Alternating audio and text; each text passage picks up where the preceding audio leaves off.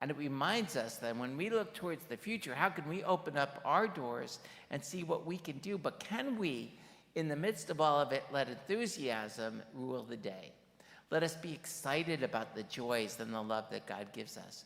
We know when anger and frustration and resentment build up, we can do an outburst that can hurt feelings and change lives, not for the better, but for the worse, not only in our own lives, but others. But an act of true enthusiasm and gratefulness can make a difference as well. The lepers were told to go show themselves to the priests. Priests were not healing the lepers. Priests were identifying whether or not they had been healed. They were like the doctors of the community. So if you were a leper, not allowed, they were in the outskirts between Samaria and Galilee because they weren't welcome in any town. They weren't welcome within the populations of the people we cared for. They were together as misfits, friends, because they could not see their own kind. So these enemies actually became strange bedfellows in the strangest kind of sense because they were together.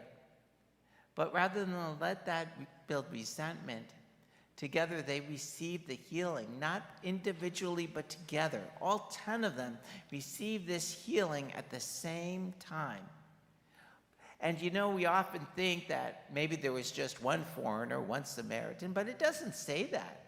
That's the kind of new thing I learned about this. It doesn't say that. Maybe there were 3 Samaritans and 7 Galileans, but they all went to the same priest, or they were all going to the same priest when all 10 were healed. One did what he wasn't supposed to do.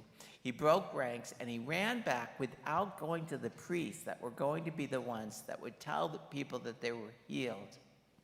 And guess what? He would not have been allowed anywhere without that.